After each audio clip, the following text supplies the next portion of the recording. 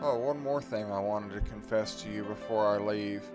Although you probably already know about this if you know about all my Warcraft characters and so forth. Since you're the spirit of Fallen Leaf Lake, I should probably discuss this with you. I've never been a big fan of living in Texas for a variety of reasons that my dad and mom share both. Now, granted, there are basically two different lives I have in Texas, and one is my social life and the other is my personal life. I will say that in terms of my social life, I've always had a hard time really fitting in with the stereotype, you know what I mean? Because the whole Texas feel has never struck a chord with me.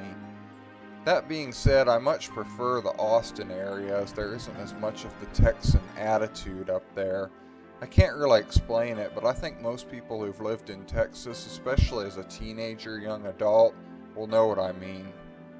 As far as my personal life goes, I think that my dad's friends at Print Globe are much better and less, quote, Texan. Same thing with Steven's family.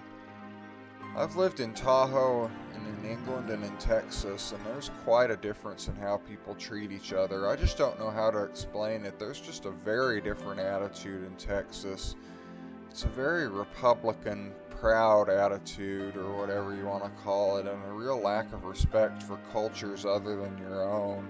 One great example my dad noticed is the way people drive, especially those in pickup trucks. He could definitely tell a difference when we went to Ohio.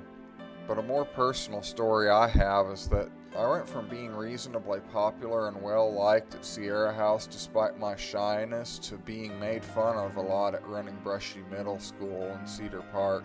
So that was a pretty big blow to me. I like a lot of things about the Austin area.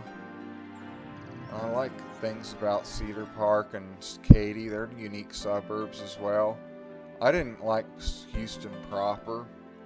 But if I had the choice and the means, I'd rather not be in Texas at all. I respect those I know who do like Texas, but if you've never lived anywhere else, I'd recommend giving it a try. Some people love it here, some people are here because they need to be. I'm the latter. Just my thoughts. Just between you and me, I agree with pretty much everything you said. Now that I'm on the way to becoming an independent adult, I really would love to move outside of Texas, and I probably will within the next 5 years, assuming I can get my degree. Tahoe again, or the Pacific Northwest, is at the top of my list to move to, but I think pretty much any place that's moderate to democratic and similar with geography to Tahoe will do. Yeah, for me, Portland and Seattle are kind of like Austin with many of its strengths and fewer of its weaknesses. They have relevant career opportunities such as computers and outdoor stuff. Job market's a lot more competitive up there than it is in Austin, and the cost of housing is greater, but that's kind of the price you pay. There's great hiking trails and beautiful forests within a drive of the place. They're laid back, relaxing, etc. They don't have any of the Texas feel, which is a huge plus. I will take the hippies and the dark and dreary winters over the rednecks and the unbearably hot summers any day. Yes, I saw that you were having a yearning to ultimately live in a place similar to your childhood. Granted, since I do represent Fallen Leaf Lake in nature, I would love for you to come back and see me in Tahoe. But I have to admit the Pacific Northwest is a beautiful place as well. I sometimes take sojourns there during my trance stays, and the forests there are much like Tahoe in many ways. Whatever the case, I wish you the best of luck in your endeavors to move.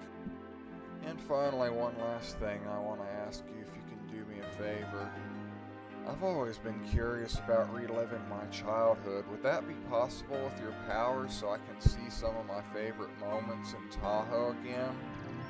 Alas, Joseph, I've nearly exhausted my powers for this winter just to teach you this valuable lesson of life. But even if I hadn't, I still would not be willing to take you back to your childhood for one major reason. From the moment you left Tahoe to the present day, you have greatly matured and changed your views on beliefs many times throughout the years. From your eyes as an adult, you see your world in a very different light from when you were just a little boy. On top of that, memories tend to be much more idyllic in retrospect. For example, even though you hated middle school at the time, you often reflect on the funnier moments of the years in Cedar Park and still retain many good memories of the days, to the point where I saw you going back to see your house on Territory Trail and the two schools you went to. For that reason, I believe that if you were to see visions of key events of your childhood in Tahoe, you could very well end up thinking things like, what a bratty little kid I was. Or, gee, what in the world was I thinking that day in Mrs. Cole's class? Okay, I understand. Thanks anyway. Well, Joseph, it saddens me greatly to tell you this, but it's time for your dream state to come to an end. I must return to my slumber and regain my powers for the coming summer months. I hope your travels have proven to be a valuable lesson in introspection and learning, and that you use the knowledge you have gained on your journey to help you in the future in your real-world life. You have much life ahead of you, and you must go forth and live it. Thank you, Princess Infineon. I'll always remember this and try to go forward with my head held high. I will now return you to your dad's apartment in Physical Conscious, which was the last place you were before this all started. Everything will be back to normal, including your element collection, so don't worry. That ritual was just illusory as well, in case you haven't figured it out. So long, Joseph. Perhaps one day we will see each other again.